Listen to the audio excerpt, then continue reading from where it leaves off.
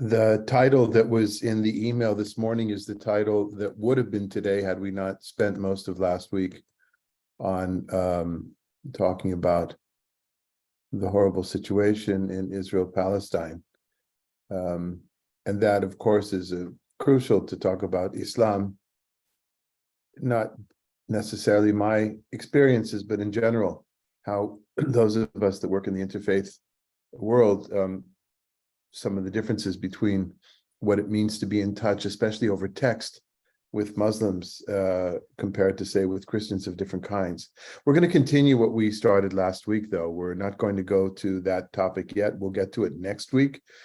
On Muslims, perhaps I'll be able to introduce it, but I do want to finish the rest of the page that we began. The page is in the chat box for those that need it, the link. And before that, I want to open with a prayer, of course, that we're not only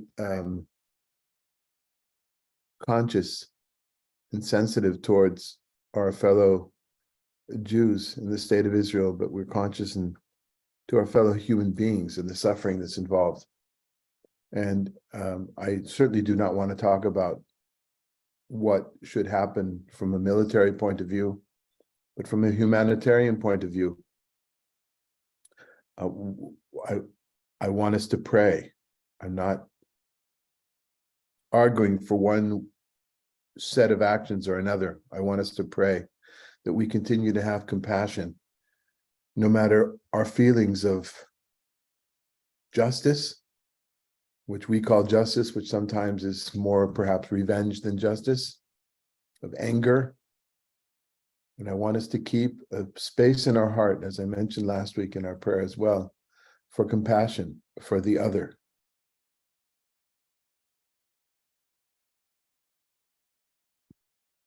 May the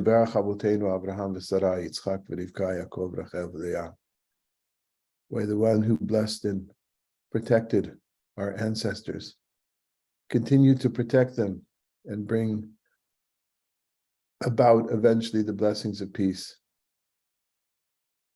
May God guide the actions of each and every Israeli combatant person at home with a sense of love, a sense of justice, with a sense of responsibility, with a sense of compassion for the other.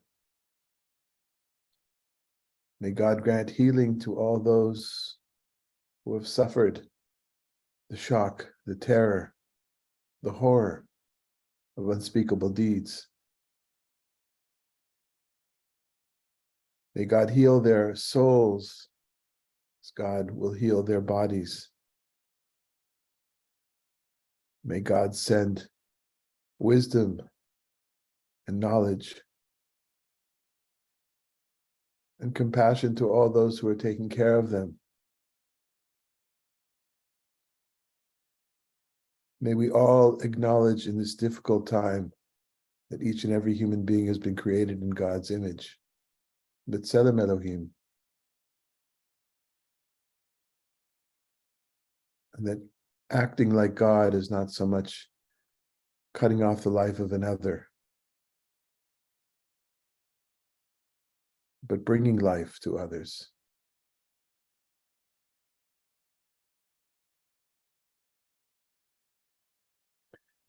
May God give us the strength to stand up for what we believe in,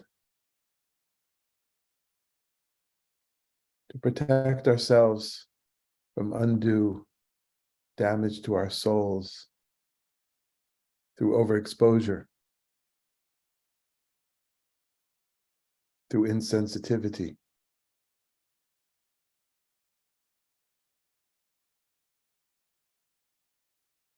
Oseh shalom bimromav, uyaseh shalom, aleinu ve'al kol Yisrael, ve'al kol shchinenu, ve'al kol yoshvei tevel.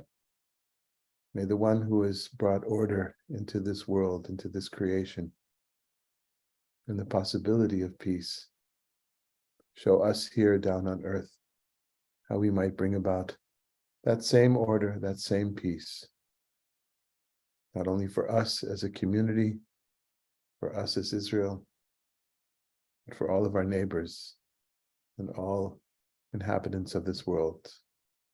And let us say Amen.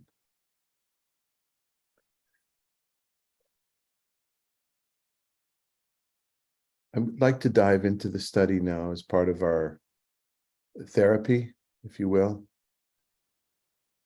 and mention something I neglected to mention last week when I introduced my first visit to Taizé, the community in Burgundy, France, that I have visited so many times and will be there again, hopefully, in December. And that is, I was scheduled to be there for 2 weeks. I left after a week because, as I mentioned to you, everybody wanted to talk to me. They hadn't met a Jew, let alone a rabbi. I'm talking about all the young people that were there, and more of the brothers warmed up as the days went on that I was there and wanted to have private conversations. And I realized that I still have to write something for my PhD dissertation, which, fast forward, as I mentioned last week, I never ended up finishing. But at the time, it would seem to be an immediate need. And so I packed my stuff and I drove to another part of the country and found a very peaceful place where I could sit and walk. And it was near an abbey, which was inhabited by 3 monks. And there were people that would come there and visit. It's a place that Christians visit. It's called Conques, near the river Lot. And I went there because a friend of mine in Israel once said, if you're ever in France, in that particular area, you must see this place. And I went there. And I came towards the evening hoping to find a prayer, hoping to find prayer that would be like Taizé. Of course, there was none. But one of the brothers, one of the monks, was playing on piano, this big grand piano. And as I walk in, he had no idea I was there. Nobody knew. It wasn't that everybody knew there was an Israeli there, or there was a Jew or a rabbi. It's kind of a tourist town. It's a low-key tourist town. And when and he doesn't know where I've been, right? And I walk in, and a few minutes later, he begins to play on piano, Erev Shel Shoshanim. Da da da da da da. Da da da da da da da. La da da da da da da da da. And I'm saying to myself, it's not like that's a famous folk song. I mean, I guess it is in those circles, but it's not like it's a French folk song that was made into an Israeli song. It's not like Greensleeves that I use for prayer. It would seem to be rather significant at the time, and I'm not one that's looking for signs. But the next song that he played was, in the Lord I'll be ever thankful. In the Lord I will rejoice. Look to God, do not be afraid. Lift up your voices, the Lord is near. Lift up your voices, the Lord is near. Now, some of you who pray with us at Orami Bar know that, and know that I've used that melody for Psalm 92, the Song of Shabbat, which I already figured out worked in my first visit to Taizé that first week. And I'm thinking to myself, how could this man possibly know what that piece of music from Taizé, where I've just come from, was so important to me? And I took those things as signs. I'm not saying they're miraculous. I'm not saying that God has chosen me for a purpose that is not chosen for other people. I'm not saying that at all. I'm saying, looking around my life and interpreting symbols.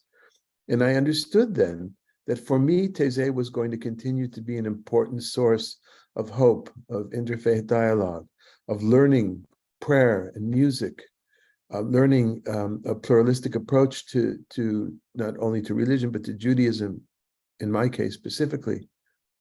And I did what I did. I got some work done, and I had to drive back to Paris, where I was staying the night with my good friends Pauline Beb and Tom Cohen. They're both rabbis in Paris. Each of them have their own synagogues. And we're sitting in their tiny little apartment having some coffee. And somebody calls them and says, you have to turn on the TV set. And it was the site of the Twin Towers on 9/11. And they went out to deal with their congregations. They had things planned. I kind of wandered around in a daze, looking at CNN or any kind of TV I could see in the cafes. And because I was on a flight with El Al, and El Al has, flies under many conditions that other airlines don't, I was able actually to go back the next day to Israel. And so Taizé became a crucial point in my life, also because of the timing that my visit was in the history of the world, the history of the United States. And I'm American, even though I was an Israeli at the time, and I was in France. And so two things came out of that short time in Paris before getting on the plane. Number one was, I'm looking out the window. They live in Rue de Rosier, which is the old Jewish quarter. And I felt that when this was happening, that I wanted to be with the community in prayer. And it was Mincha time.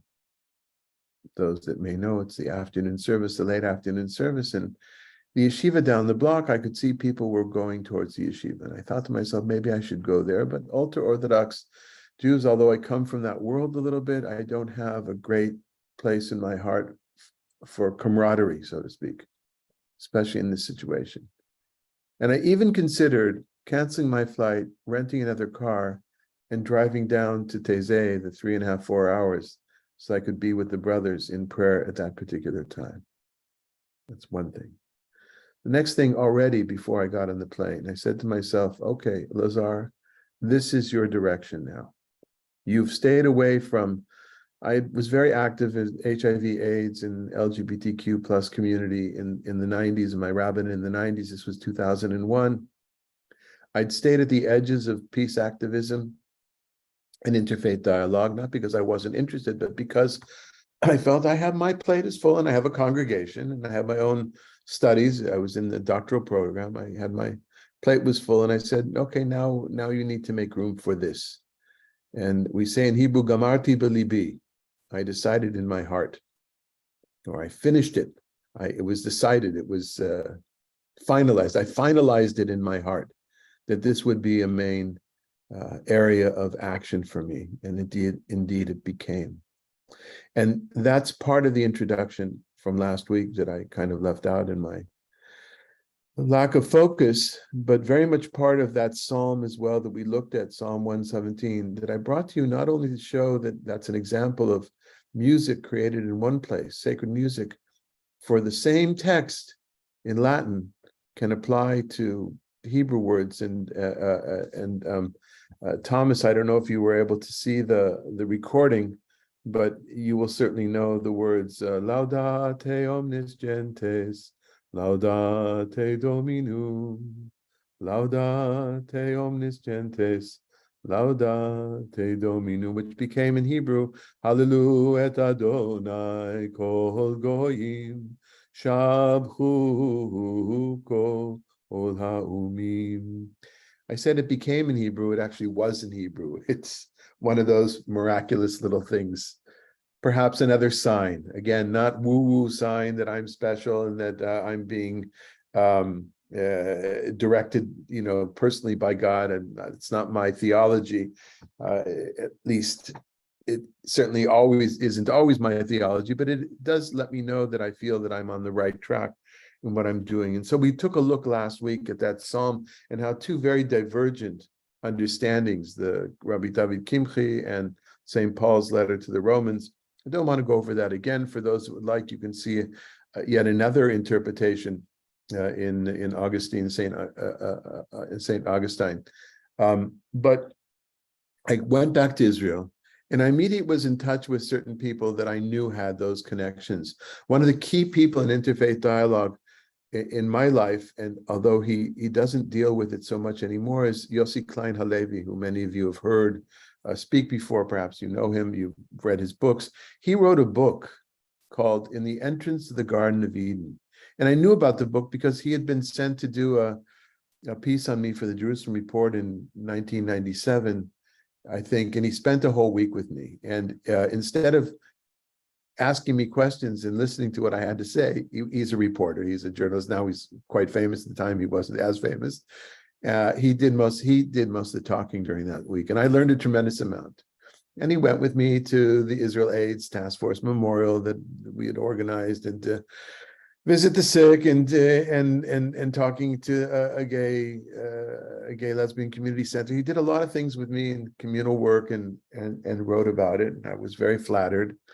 But he wrote this book, which was really interesting. His encounters, mystical encounters with Christians and Muslims in the Holy Land, in Israel, in the late 90s.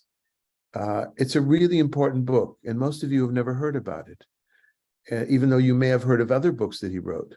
And the reason that is, the publication date was 9/11, 2001. That's when the book came out. And it got totally lost, and most people literally don't know about it. And once you launch a book like that, it's hard to get it relaunched.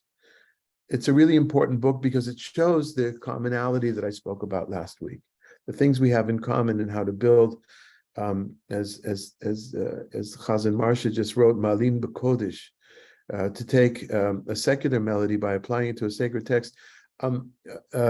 Chazan, the truth is, it was not a secular melody. I don't know where Greensleeves comes from, but I use Greensleeves all the time. That might be the case, but Napoleon's Nigun that the Chabadnikim sing at the end of Yom Kippur, that would be a good example of that. This is a tune that was actually written b'kedusha, right? So I don't know if it's Malin b'kodesh or it's Mashvin b'kodesh, equally b'kodesh, if you will. Okay, so back to this. I came back to Israel and I got in touch with Yossi Klein Halevi, who was an expert, put me in touch with somebody else. He says, you know who he says, it's really hard to find imams with whom to speak, because that was the issue. The issue is, how do I, as a Jewish communal leader, speak with Muslim communal leaders in the land of Israel, in Palestine? How do we do that? And that, of course, you may know, is politically very daunting. And I will speak about that next week, inshallah, God willing. But right now, I want to go. So the water had to flow someplace, and I wasn't finding a way for this water, these fluids, to flow in the Muslim direction. So I started to be in touch with different Christian leaders, and unfortunately, they were all at the time foreigners, transplants, right? And not indigenous Palestinian Christian leaders. That happened a little bit later, and I will mention that. But the person who I began the warmest connection with almost right away, because of who he is, who his soul is Father Franz of the Beatitudes. In the next section, the text we're going to get to, I discovered the commonalities, if you will, through my connections with the Beatitudes. And for those that are just joining us today, this is a class which is a combination of personal narrative. My experiences is what Rabbi Marsha asked me to do, and my insistence and her agreement, of course, that there be text involved. So we will get to the text, but the story is, I got in touch with these folks, with Father Franz, who's the prior, who was at the time the prior being, like, it's kind of like parallel to what you would call an abbot, but a prior is the key person amongst many in a monastic order, and his community, called the Community of the Beatitudes, is a branch of a much larger, not so much international, but certainly European. There's one, they have one house, they call them houses or homes, Bait, in Denver, Colorado, but otherwise well-known in France and Switzerland and Germany, or more well-known, perhaps in, not so much in Italy, but Germany. And Father Franz is German. And they bring together, under the Roman Catholic Church, though not recognized as an order, because they're kind of out there. They're kind of, well, I'll give you some examples in a moment. They're not your typical order of monks. First of all, they have brothers and sisters who have taken vows of celibacy and commitment to the community that live in the same complex, and they also have families, because they believe that you should hear the voices of children. When I heard that, automatically I said, this is something that's this is so interesting. And they live in a place in Israel, called one of the three places that have been assigned to the biblical site of Emmaus from the New Testament, where Jesus first showed himself to the two people that didn't know it was him when they're walking by the way. And this is the one that is it's kind of halfway between Jerusalem and Tel Aviv. Many of you may know where the Latrun Monastery is. There's like an Israeli army museum of tanks that's next to it, but there's a older monastery with vineyards. They even make wine. It's not great wine, but it's kind of cool to have wine made by monks in Israel. Some people would say that's exactly the wine you're not allowed to have from Jewish tradition, because it was made, theoretically, it's made for them to do communion, the Eucharist, and many people in Jewish history of rabbinic decisions have decided that that's part of idolatry, and we'll get to that eventually as well. I certainly don't think that's the case, and neither do many rabbis, including Orthodox rabbis. But next, across the street, across the highway from Latrun, is a Carmelite monastery. The Carmelites are an order of sisters, and they have a lot of property. At one time, they had quite a few places in Israel. It's the Carmelites who are on top of Mount Tabor. I don't know if any of you have done this kind of traveling in Israel before, been to these places. But they weren't using it, and the Beatitudes rented from them or got it from them. I'm not sure how the arrangement. It's a beautiful building with bougainvillea hanging down, archway windows. Many people pass by, they have no idea what it is.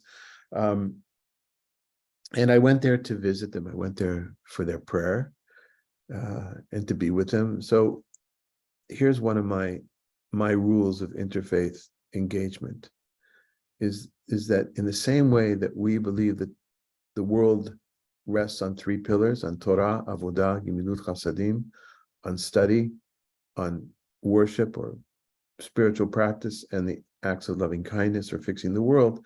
I think the key to serious, for me, serious and lasting and meaningful interfaith dialogue is to go on those three pathways. And very often, rabbis, especially conservative, certainly Orthodox rabbis who are involved in this, do not feel comfortable praying. They may come to visit a church, to be there as spectators. And what Taizé taught me was, I want to be a participant and not just a spectator. And so soon afterwards, Father Franz came with some of the brothers and sisters to our Kabbalat Shabbat. It turns out this group, they themselves do Kabbalat Shabbat. They chant in Hebrew to Karlebach music. It's so strange when I found out about this. They have a very, at least the house that's in Israel, have a very, very rich connection with other Jews. And they've adopted some of those practices. One of those practices is they do Kabbalat Shabbat. Another practice they have is they make Havdalah at the end of Shabbat, and then they do Israeli folk dances. They love folk dancing together. And then they do their mass, Saturday night and Sunday morning, etc. And there are some people from the area that come to be part of their congregation, some Christian Arabs, or some mostly French foreign employees at the embassy and things like that are part of their community. And so they came to us for Friday night, and Father Franz comes, and they're there, and they're wearing their regular clothes, civilian clothes. Now, when they're in the monastery, they wear these beautiful long habits, brown and white habits. And I said, "What are your habits?" He says, "Well, we didn't want to offend anybody." I said, No. Here in my synagogue in Tel Aviv, Ramat Aviv, this is an honor for us. Please, when you come again, please dress the way you dress. And so the next time they came, a few weeks later, and I see them, and I see, "I'm glad to see you in your habit, Father Franz." By this time, we'd had many meetings. I reached over to him and took his cross, which he had put under his shirt, his big olive wood cross. I said, "This goes out. This is who you are. This is an honor for us that you be in our synagogue like this." And I'm thankful that I had a congregation that understood that and went along, and I think learned from that as well.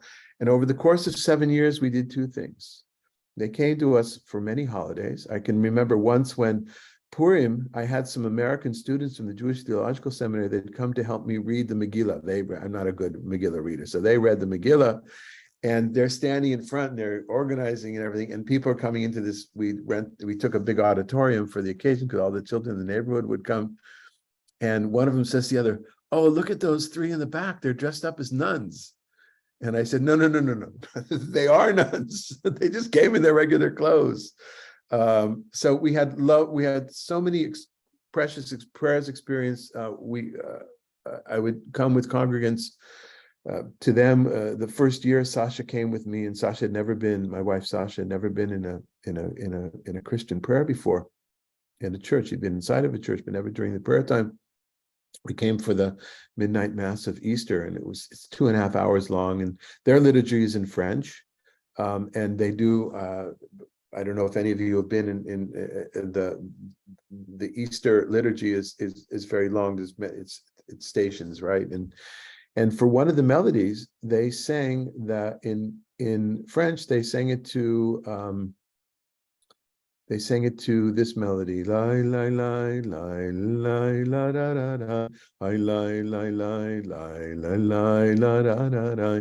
I lai lai lai lai lai da da da da. I lai lai lai lai lai lai. And many of you may know that as David Melech Melech Yisrael, one of Shlomo Carlebach's melodies.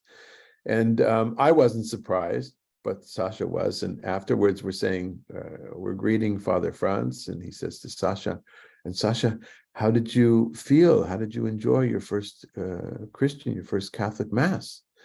And she says, well, it was really interesting. I felt very much at home, but I was surprised that you used the Reb Shlomo Nigun.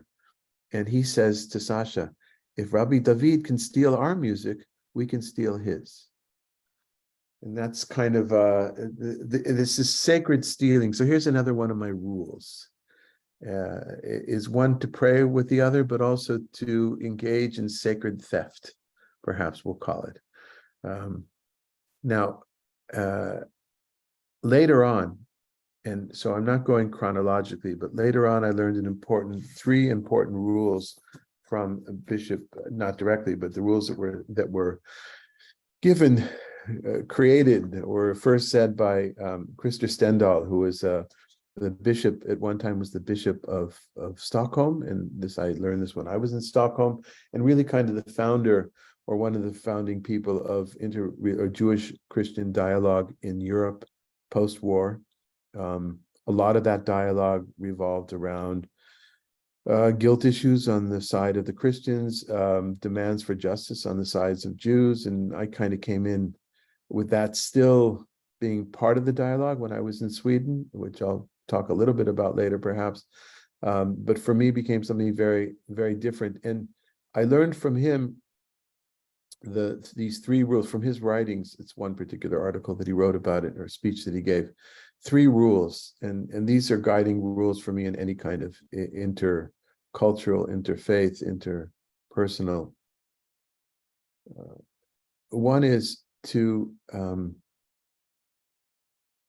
hear about the other person's faith tradition, to hear about the other person's religion from themselves, from those that practice that tradition. Right? It's not that you can't read about it, but if you want to know, it's not in a book. It's not, I heard that Muslims do this. I heard that I saw that Christians do this. No. Speak directly to the people who are practicing something else. Hear about that in a very personal way. And I think many of us have come a long way in the last few decades in that kind of dialogue with the other, to hear the stories of personal narratives. That's the rule number 1. Rule number 2, don't compare their worst to your best, or your best to their worst. I think an example that comes to mind for me is, people say, look at the savagery of in the Crusades, or what fundamentalist Islam terror can bring. We have some of that in our history as well, in our not too distant history. And so let's kind of compare. When we compare, let's try to look for the things that are comparable. And then finally, which is my favorite one, is have a sense of holy envy, which means in some ways may lead to holy theft, as I just mentioned. But my example of holy envy was when I was in Stockholm, and I was invited to the opening of a new project called Guds Hus. And I'll talk more about that first meeting I had, God's House, with the imams and some of the various Christian leaders. But when it came time to dedicate that church that was part of God's house, which was to house a Protestant, a Catholic church, and a mosque in the same building, there were no Jews in the area that had no Jews whatsoever. It made no sense to have a synagogue there. But I was still involved and invited to be part of it. I remember the bishop came, Bishop Eva, who lived in our neighborhood. She and her wife were often guests in our home for Shabbat. We were there for holidays. The bishop, very short woman, she came with her staff. I think it's called something else. Is it a mitre? Maybe, I don't know. Maybe so. Anyway, it's his staff, with a hook staff, because she's a bishop with a tall hat. And I remember saying to myself, I got to get me one of those. If I'm the chief rabbi of Sweden, I should have a staff also. To me, that's a sense of holy envy. Or if I go back to Taizé, seeing the young people after they've taken the communion from the brothers. By the way, the brothers at Taizé, they're the ones who give out, regardless if they're Roman Catholic or not. They're the ones who give out the communion to the different stations around the church itself. The bread has been blessed. And for those that want a Roman Catholic Eucharist, they come earlier in the morning to a crypt downstairs where there's a small Roman Catholic church. The bread's been blessed in that way, and so the brothers themselves, regardless of whether they're Catholic or not, they give out the communion. I'm envious when I see people at the Eucharist. I don't want to do it. I don't want to drink the blood of Christ and the body of Christ. I don't want to, but I'm envious of their experience. When I was once on Mount Olives, looking down at the Temple Mount, and saw during Ramadan, perhaps it was one of the Eids, thousands and thousands of men dressed in white, praying on the Temple Mount, and seeing them all bowing in unison. There's a sense of holy envy in me. That what a powerful kind of thing to be part of. So those three rules should come up all the time. And if somebody hears me say something that don't really go together with those rules, or they want to challenge, then please do so. And we're open this up for discussion. In just a minute, I realize I've been talking straight nonstop, but what I'm most proud of possibly is that during those 7 years, it took a while to organize, and then I left for sabbatical in 2009. So I guess 2007 to 2009. We had a monthly study group of the Psalms together with the brothers and sisters of the Beatitude, and myself, some of my students, some people from Tel Aviv. We'd more often than not, we'd go up to the monastery. The study was just easier for us to get around than for them. By the way, I also took the Bar Bat Mitzvah group there every year. It was an outing that we did of the group. I had about 10 kids, at any given time, maybe 12. And some of the parents would come, we'd drive up to the monastery. And one day I took a phone call, I stepped out, and when I came back, I see Father Franz leading the kids from out of it's called a sacristy. I forgot what it's called. It's the room where all their clothes are, all their stoles and things are, and where they store the wafers and the blood. And the kids are all munching on wafers. And I say, Franz, come on. He says, it's all right. I didn't bless them. It's all right. They're not sacred until I bless them. So that was another interesting experience. So before we go on, let me take a few questions or comments if you like, and then we'll go on and we'll begin looking at Psalm 24, the things that I discovered while I was studying with the Beatitudes in those years in Israel. We're talking about the aughts. Any comments or questions? I don't know if you're able to.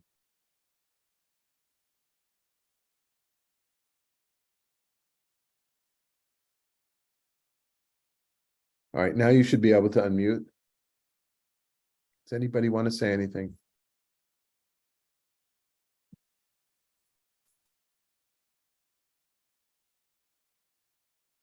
I could say something. Please. I thank you very much for this. It's such a wonderful talk from your experience of how tolerant we can be of other peoples and of other religions, whether they have been historically tolerant of us or not. And I think that is so important, for us to understand that and to be able to bridge any gaps that we might have. So thanks. Sylvia, were you with us last week? I caught the recording because I So, wasn't. okay, so I'm going to repeat something I said last week also, and these are the three, you remind me because you used the word tolerance. Another set of three rules from Professor Avi Ravitsky of the Hebrew University Department of Philosophy. It said that there are three terms that we should be interested in tolerance, and defining tolerance is when we have different views, but we don't kill each other. You might remember saying, well, we don't throw rocks at each other. That's tolerance. And that is an accomplishment in many ways, certainly even among Jews, that's often an accomplishment. And then there's pluralism, which means that I have my truth, the other has their truth, and I recognize the other's truth as their own, but just not for me. And then there's openness, where I'm willing to let my guard down, perhaps. That's not his words, but I'm willing to see what truth I might find in the other's truth. And another set of three rules hovering behind us. Anything else? Yes, Corinne. Just need you to unmute, Corinne. Oh, yes. Sorry, I couldn't unmute before. Thank you.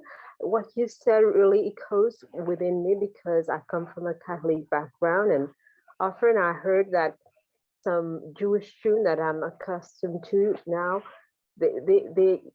I hear from the Catholic services, it was taken from Judaism.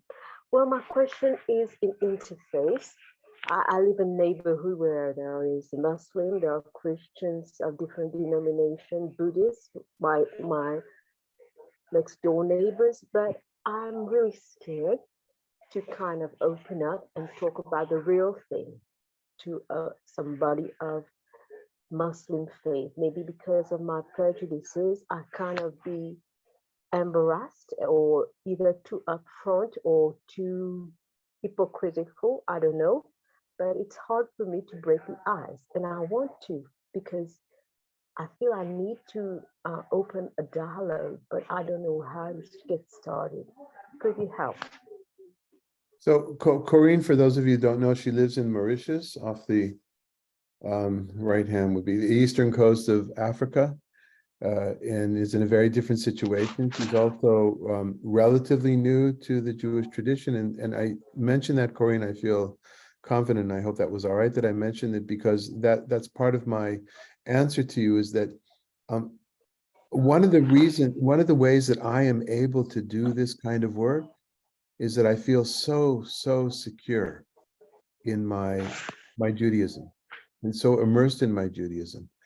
And because I've been in different kinds of Judaism, and I was raised in a home, a liberal-minded home with liberal values in a home, and I turned to Orthodoxy as a young man, and then eventually found my way back to liberalism in Judaism, and in politics as well, I might say. That I feel that I have some experience in the words and the language of different places, and that perhaps gives me a sense of self-confidence that many others wouldn't necessarily have. I also have a rich background. Thankfully, I have the rich background in academic study, so I've been exposed to many different kinds of traditions and understandings. It's not for everyone, Corinne. It's not for everyone to do, and sometimes the best thing is if there are just opportunities to listen, and if one doesn't need to express anything because one doesn't necessarily feel they can control their emotions, or they can that they will show any expertise. I think listening to the other is very, very important. You listen to me, you listen to others. You're in touch, as far as I know, with many different online study groups, Jewish study groups in North America. It's good to try to listen to the other, especially a neighbor, to feel, and if you can. but it's just a question of and not biting off more than one can chew. I got into trouble a little bit when years later, I'm sorry, we're going back to Taizé, probably 2007 or 8. I told about when I organized for the leaders of the youth movement, the conservative Judaism, the Masorti youth movement in Israel, for the leaders to come with some Palestinian youth, Catholic youth, to Taizé, and the Palestinians couldn't come in the end. And I assumed that I had prepped these young people enough, while our daughter Debbie, who grew up with this and grew up with Father Franz at the Seder table every year, who's now a rabbi in Jerusalem, Debbie was fine with this, but two of her friends, in fact, one of them had to leave. One of them left Taizé after 2-3 days. He was originally from the former Soviet Union. His father was a member of his father was a very prominent politician. He thought he was open enough for this, but when it got to it, he could not take the prayers at Taizé and the cross and the imagery and everything like that. So it's tricky stuff, and it takes a lot of preparation. But I think to listen is we should always challenge ourselves by listening. That would be the first step. Let's take a break now, and we'll get some comments afterwards, but let's take a look, at least for the next few minutes. I'd really kind of like to finish this. This is the Psalm. We're not going to read through the whole thing. This is Psalm 24 that we have in our own liturgy, in our Jewish liturgy. And the part that gets down to, first of all, the way that it begins, the Lord owns the earth and all that it contains, the world and all that live in it, appropriate for this week's Torah portion, Breshit, creation of the world. If you look at verse number 7, look up, you gates, rise up, you eternal donors. Then the majestic king will enter. Does anybody know what those Hebrew words are? Su sha'arim rashechem, v'nasu pitchei olam. Right, go ahead. Chazan, please sing one of the melodies for us, please.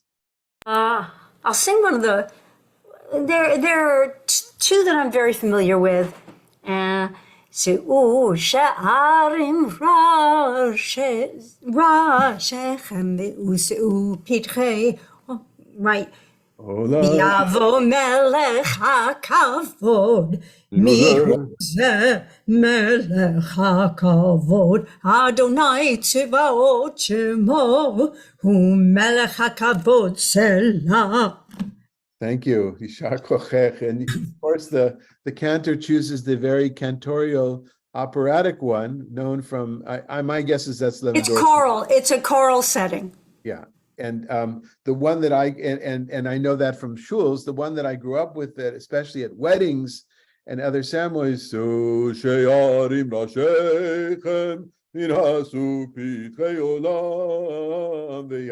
anyway, this is in the fiber of my Jewish being is this psalm, and it appears it's the psalm for Sundays in our prayer book. It's used on festivals or days when you take out the Torah scroll that are not Shabbat. And so this idea of the gates opening up. So we got to this psalm. I picked the psalm usually, or that we traded off. I picked the psalm, they picked the psalm. And we'd go through the text, and they knew Hebrew. They could all read Hebrew. So it was I'm back to the Beatitudes near Latrun in Israel. And I would bring additional material. And because I was just also a little bit better and looking for things online and things like that, very often I would bring some of the Christian material. Although one of them in particular, she was rather learned, and she would often bring us, with St. Jerome's commentary on Psalms, and I'll have a comment to make about that afterwards. But first, let's take a look at Midrash Shmot Rabbah. If somebody would like to read, Megan, would you like to read for us?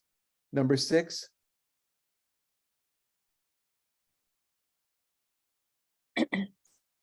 Solomon recited this verse when he was trying to get the ark into the Holy of Holies. He made an ark 10 cubits high, into which he put the old one and carried it. Then he arrived at the gate of the temple. It turned out that the opening was only 10 cubits high, and the ark was 10 cubits, and they couldn't get it through, not to mention the fact that they were carrying it. So when he tried to get it through, they couldn't. Solomon stood there embarrassed and didn't know what to do. So he began praying to the praised Holy One, saying, "Lift up your heads, O gates, O eternal doors." But they asked him, "Who is the King of glory?" "The God of hosts is the King of glory, Selah," he answered. As soon as he said that, they relinquished. Otherwise, they would have chopped off his head and killed him. A rather extremely worded midrashic tradition. It appears in different places, other places as well, with slightly different details. But so here you have a psalm that David purportedly, according to tradition, wrote that says, "O earth, lift up your gates, lift up your heavenly gates." What could possibly be the gates here? Who's saying lift up? Where is this coming from? And the Midrash places that text, takes it out of its context and places it into a new context, as Midrash does, as much of New Testament literature will do with Hebrew biblical literature, as so many traditions that use sacred text do. They take the text out of its context and place it in a particularly new one. Now, what's exactly the situation? Solomon has built a new temple to God, and the ark has been resting someplace else. They bring it. Perhaps this has happened to you when you try to move a refrigerator, and the refrigerator is I'm making up 62 inches high, and you have a space. Oh, it'll fit here, 62 inches high. Well, 62 inches high doesn't fit into 62 inches high. There's going to be that little chupchik of an area that you've got to, and that's exactly that. So, oh no, we blew it. It's so humorous. It's like a cartoon almost. You could imagine him saying, "What are we going to do? What are we going to do? Oh, let's resort to prayer. Lift up the gates." So God magically lifted up those gates so they can get the ark through the door, right? When many Christians see this kind of midrash, those that have not studied midrash before, they just think, some think it's ridiculous. Like, that's not connected at all. Where are we get? And some people feel that they feel it's charming. That's been my experience over the years, and that's part of my job in interfaith dialogues, to introduce other people of other faiths into rabbinic modes of interpretation. But the important part here, for me, is of course not the content, but it's the recycling of the ancient text in a different way that makes sense. Because lift up your gates, to those that were saying it in the synagogue in rabbinic times, they were just not what could that possibly mean? And that, of course, brought me to my background in biblical literature and looking up the commentaries, to discover that of the literature from Ugarit, ancient Ugarit, which is from the early part of the first millennium BCE, literature that is very similar. The language of Ugarit or Ugaritic is very similar to ancient Hebrew, and there are many similarities where the same lines from Psalms appear. We see them from hundreds of years beforehand, and we realize that the Psalms themselves have often recycled. I don't mean to be disrespectful, but they often recycled, reused, taken, recontextualized full lines, whole lines. And one of the lines is in the epic of Baal. Baal is the rain fertility god of ancient Canaan, who is destroyed, beaten by the god Mot, like the word Mavet in Hebrew, god of death, in the summertime. And this epic myth has different versions of different parts around the Levant. In Greco-Roman culture, it has a one as well. And so let's just call the good guy god of fertility is defeated by the bad guy god in June, July. Tammuz is connected to that as well, the Hebrew name for the Babylonian name for that month. And after 3 months of dryness, when you look in that part of the world, in kind of our part of the world in many ways as well, where the summer is so dry, there's nothing is, the land dies, and the god of death is in charge. And after 3 months, the Baal finds his way back upwards because he's been thrown into the ground by Mot. And after 3 months, he shouts out and says, from below, O earth, open up your gates. And therefore is able to come out. That's in the Ugaritic, that's in the ancient Canaanite myth. So before I go, and before I it's hard for me to handle that somebody would use our Psalms, whether it's the rabbis or whether it's another religion, what becomes Christianity, use Hebrew scripture for something else. First of all, we've all done it, right? Many of you may know that the Temple Mount became, after the destruction of the temple, it was a Roman pagan temple, which is why Helene Hamalka, Helene, the Queen Helene, established a church there, which is why that became eventually the third holiest place for Islam, because that's what you do. You take over the previous people's religious spot. And some of you may also know that, although it can't be proven, but archaeologists most certainly assume that the Temple Mount was an ancient Canaanite holy spot before it became the Temple of Israel. In other words, it's something that we do all the time. And so it was done beforehand. But then the interesting part, now I'd like to go, I want to go to, instead of just one moment, instead of a text, I want to show you, instead of a word text, I want to show you a different kind of text. And again, the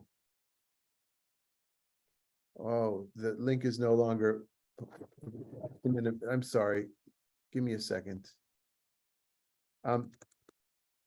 Meanwhile, perhaps whoever wants, if somebody had their hand up, go ahead and ask the question while I look for this icon to show you. Please go ahead. Unmute yourself, Rosalie. Unmute yourself.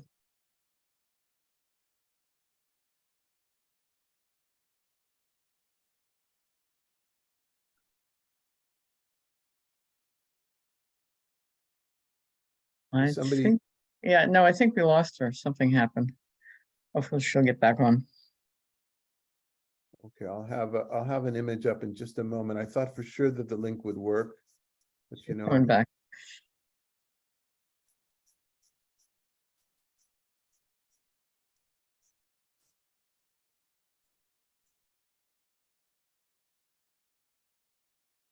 And Rosalie, I think if you want to say what you had to say, you can say it now. I see you're back.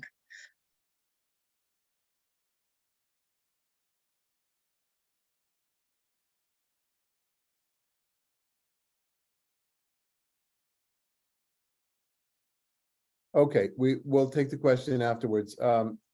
If you take a look at this, please.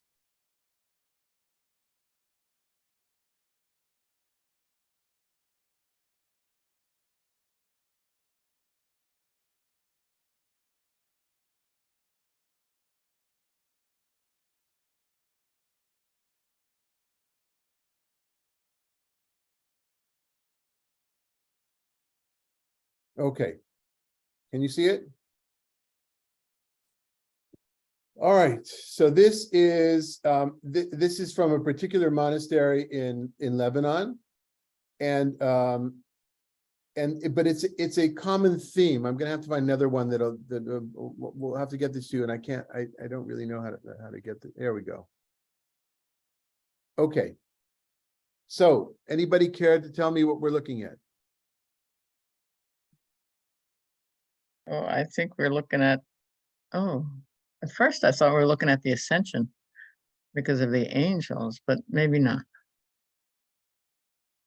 Okay, so can we agree who this character is? Jesus. Okay. I can't, go ahead and just speak. Go ahead, Suzanne, just go ahead and say. Ask to unmute. You have your hand up. It just asked to unmute. Okay, great. Yeah. Jesus and maybe 12 apostles. Yeah, even though there's not 12 exactly, but that seems to be the idea. You've got angels above. Who are the two down below? I think that's Mary and Joseph, because in much of the teachings, we are taught that Mary was Christians are taught that Mary was at the crucifixion and was at his feet. Okay. So this is post, right? You can see this is post crucifixion. This is hard. So most people would say the same thing that you said, Sylvia. So in some ways, it's a little bit of a trick question. But the truth is that this, and you find this in different icons, maybe I need to find a better one. This is Christ rising from the depths, and in his hands, holding by his hands are not Joseph and Mary, but Adam and Eve. Because in Christ rising, he's redeeming the redemption of humanity, salvation of humanity.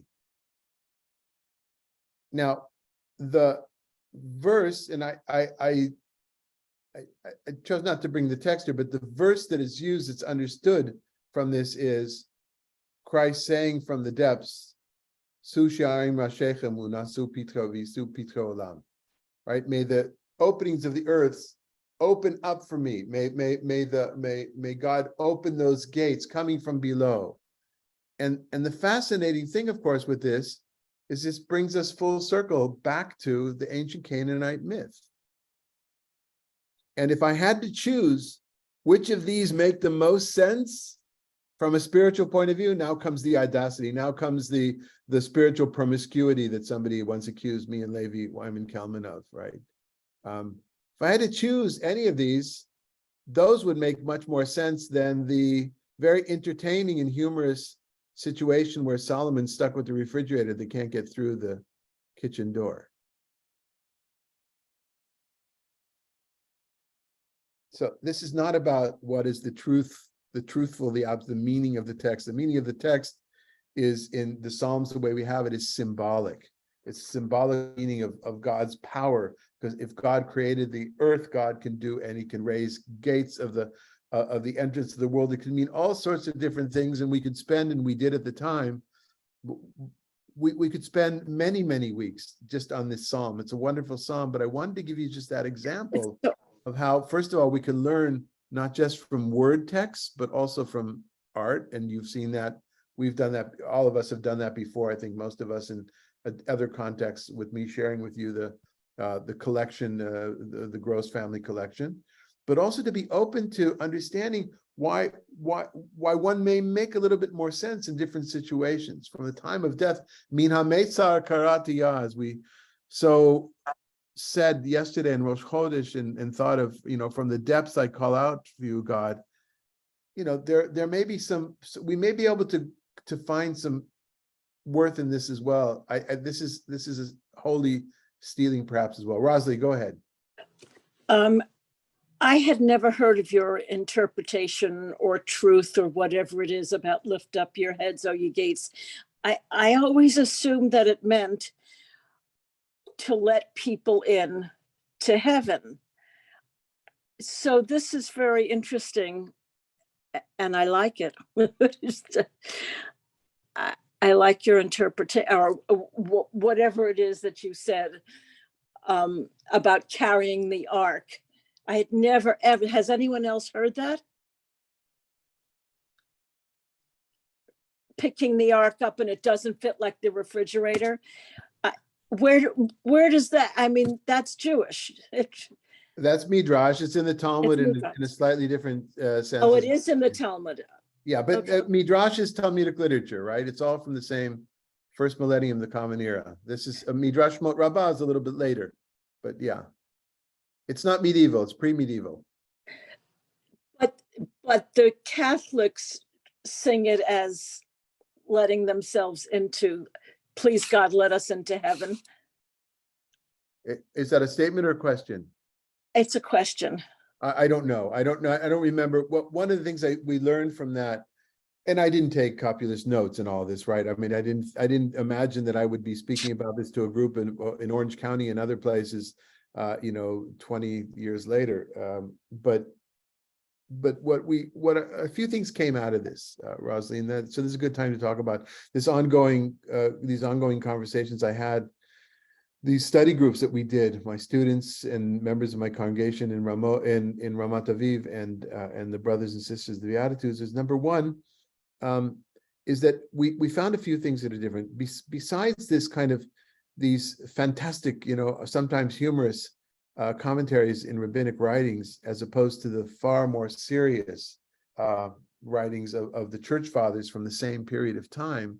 One thing we found was, and I was going to give, we won't get to it, but very often when there's something in the Psalms, we'll look in our Midrash and we'll see, well, that was David when this was happening. And then somebody say, oh, or it was Abraham when this was happening, or it was Solomon when this was happening, or it was Ezra, or it was Sarah, or it was Naomi. It was that you find these, and that's the beauty of our commentary. There is no one truthful answer. There's no one right answer. There's different situations that you, the individual, may very well find yourself in. So go for it. Let Naomi be your role model, even if she's a woman. Let Abraham be your role model, even if he's a man. That kind of a thing. In church fathers, it's all roads lead to Jesus in the Psalms. I don't remember if there probably are exceptions, but that's the general rule. And that's just that's a Jesus-centric, Christ-centric way of looking at the Psalms in general of scriptures.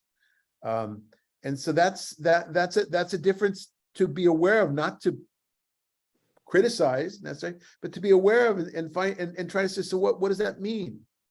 What does that mean? And what does that mean for you as a Christian? I'm speaking to, what does that mean for us as having this dialogue?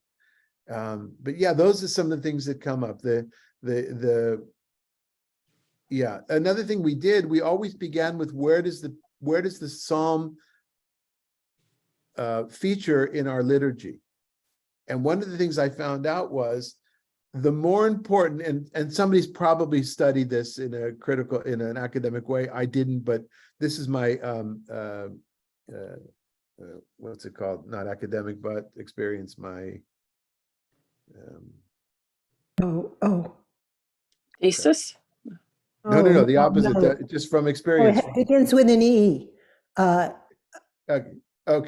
Instead of Empiric. Thank you. subjective, objective, or Empiric. empiric.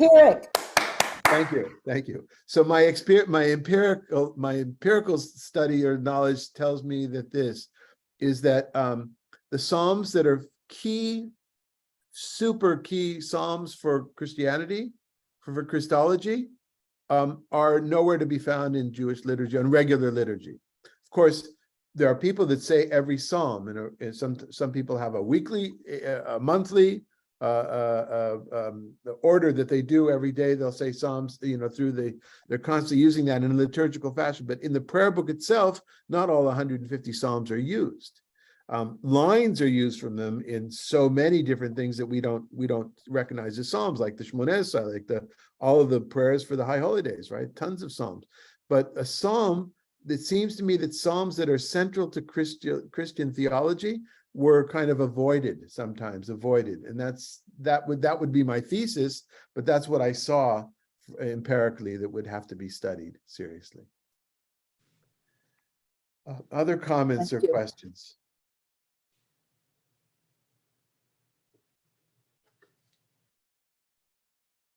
Avoided by us because we didn't want anybody to make the comparison between us and Christians. Is that? I think that perhaps let me set up a totally hypothetical situation. You have a place in you have a place in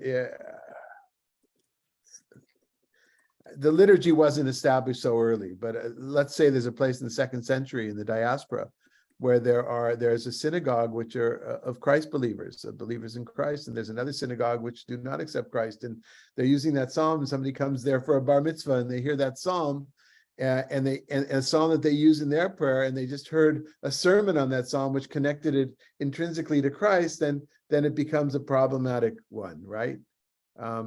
Many people look at.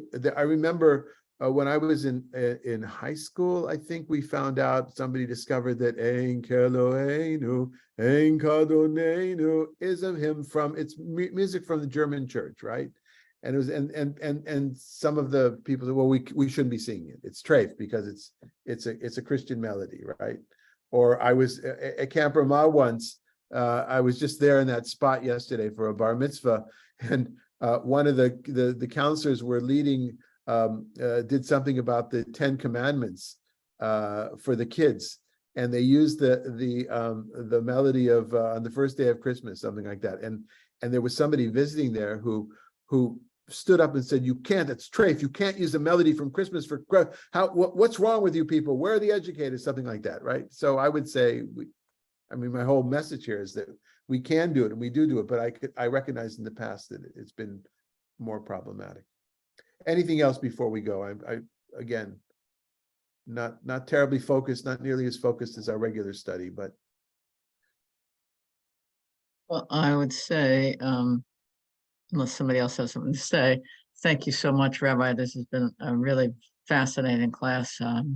And as always, your contribution to us at ALI is amazing. And we hope to see everybody again soon, next week. If not before, if next week, if not before. And Rabbi will be back, and we will look forward to seeing you back. And if you missed any of this, we are on, it's been recorded, so it'll be on, you'll find it on YouTube, you'll find it on Facebook, and you'll find it on our website. And just so, I just want to put our, if for some reason you don't have this, put our information in the chat. Yeah, if I could type, it'd be great.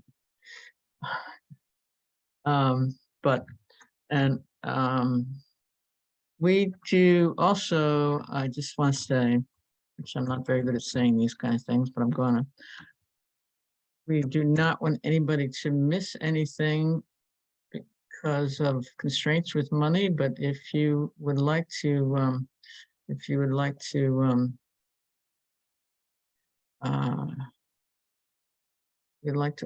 if you'd like to contribute at any time, it's not coming. Oh, I see what the problem is. Okay, Sylvia, I think that folks can find Yeah. us. I've got to go in any case, so I'm saying goodbye. Thank you for All right, everything. there it is. Thank Bye. you. Thank you very much. Sorry about that. Thank you, Rabbi. Thank you. Bye. Good night. Goodbye, everybody. Come back next week. Thank you.